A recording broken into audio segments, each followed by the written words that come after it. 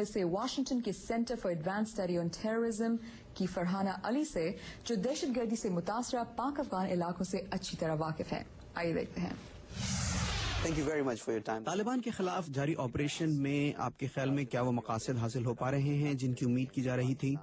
There's some ambiguity as to how much success اب تک ہمیں جو اطلاعات ملی ہیں ان کی بنا پر میں یہ کہوں گی کہ اس آپریشن میں کامیابی کے حوالے سے کچھ ابہام ہے.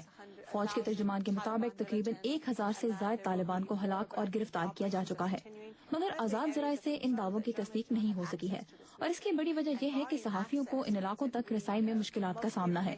اس لیے میں یہ سمجھتی ہوں کہ اس وقت یہ کہنا کہ آپریشن میں کامیابی حاصل ہو رہی ہے شاید قبل از وقت ہوگا. In your assessment, تو آپ کی نظر میں اس آپریشن میں کامیابی کا پیمانہ کیا ہے؟ Well, according to Pakistani President Zardari, صدر زرداری کے مطابق اس علاقے سے طالبان کا خاتمہ آپریشن کے اہم ترین مقاصد میں سے ایک ہے.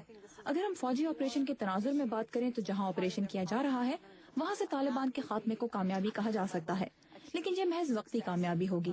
اگر آپ طویل المیعاد کامیابی کی بات کریں تو اس کے لیے اس خطے کی ترقی کو ہی صحیح معنوں میں کامیابی کہا جا سکتا ہے. اس لیے بہت ضروری ہے کہ آپریشن ختم ہونے کے بعد وہاں کے لوگوں اور علاقے کی فلاح کے لیے کام کیے جائیں تاکہ طالبان دوبارہ وہاں آ کر اپنے قدم نہ جما سکیں. displacement of people is بڑے پیمانے پر لوگوں کا بے گھر ہو جانا اس آپریشن میں ایک گمبھیر مسئلہ بن چکا ہے. اس معاملے کو آپ کس طرح دیکھ رہی ہیں؟ we should have foreseen that we would have had this refugee crisis. میرے خیال میں حکومت کو اس بات کا اندازہ ہونا چاہیے تھا کہ جب وہ آپریشن شروع کرے گی تو اس کے نتیجے میں اتنے بڑے پیمانے پر لوگ بے گھر ہوں گے اور ان کی مدد کے لیے انتظامات پہلے سے ہی کرنے چاہیے تھے. اب جبکہ لوگوں کے گھر چھوڑنے کا مسئلہ اتنی شدت اختیار کر چکا ہے تو فوری امدادی کارروائیوں کے ساتھ ساتھ ایک باقاعدہ حکمت عملی بنانے کی ضرورت ہے. مثلاً یہ کہ بے گھر ہونے والے افراد کے لیے ایک عارضی شہر بسایا جائے جہاں انہیں رہنے کے لیے گھر اور ضروریات کی دیگر اشیاء مل سکیں. امریکہ نے اس سلسلے میں جس امدادی پیکج کا اعلان کیا ہے وہ قابل تعریف ہے، لیکن ابھی مزید کام کرنے کی ضرورت ہے، اور امریکی اور پاکستانی حکومتوں کو NGOs اور بین الاقوامی تنظیموں کے ساتھ مل کر اس علاقے میں کام کرنا چاہیے.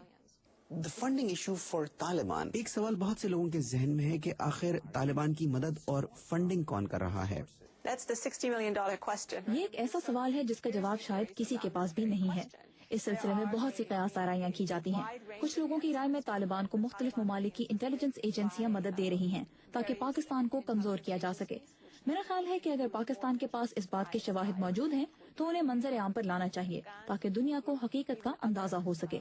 Secretary of State Hillary Clinton امریکی وزیر خارجہ ہیلری کلنٹن نے کہا ہے کہ ماضی میں پاکستان کے بہت سے مسائل امریکی پالیسیوں کا نتیجہ ہیں. امریکہ کی جانب سے اس بات کے اقرار کا دونوں ممالک کے تعلقات پر کیا اثر ہو سکتا ہے؟ Very positive sign that finally میرے خیال سے یہ ایک بہت مثبت بات ہے کہ امریکہ نے اس بات کا اقرار کیا ہے کہ ماضی میں پاکستان کے لیے اس کی پالیسی کوتا اندیشی سے بنائی گئی، اور اب امریکہ کو پاکستان کے ساتھ ایک طویل المیعاد پالیسی اپنانے کی ضرورت ہے. میرے خیال سے یہ بات نہ صرف پاکستانی حکومت بلکہ پاکستانی عوام کے لیے بھی بہت اہم ہے کہ امریکہ کو اس بات کا احساس ہو گیا ہے کہ افغان جہاد کے بعد اس نے پاکستان سے جس طرح نظریں پھیری وہ غلط تھا. اب جبکہ امریکہ خود اس بات کا اقرار کر رہا ہے کہ وہ غلط پالیسی تھی تو ہم امید کر سکتے ہیں کہ وہ پاکستان کے لیے اپنی پالیسی اب مستقبل کو ذہن میں رکھ کر بنائے گا. what would you like to see? تو آپ کے خیال میں امریکہ کس طرح یہ ثابت کر سکتا ہے کہ اس بار اس کی پالیسیز ماضی سے مختلف ہوں گی؟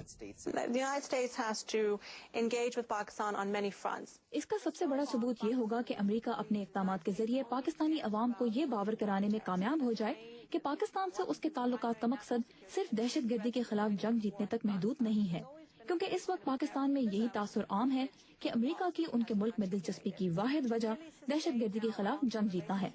اگر امریکہ پاکستان کی فوجی صلاحیت میں مدد دینے کے ساتھ ساتھ اس کی معیشت، تعلیم اور صحت کے شعبوں اور جمہوریت کے استحکام میں بھی مدد کرے تو لوگوں میں یہ اعتماد بحال ہوگا کہ امریکہ کے پاکستان سے مفادات کسی ایک مقصد تک محدود نہیں ہیں. Thank you very much. Thank you. Pakistan میں دہشت گردی کے خلاف اقدامات کے حوالے سے ہماری گفتگو جاری ہے. اب وقت ہو رہا ہے ایک بریک کا، اور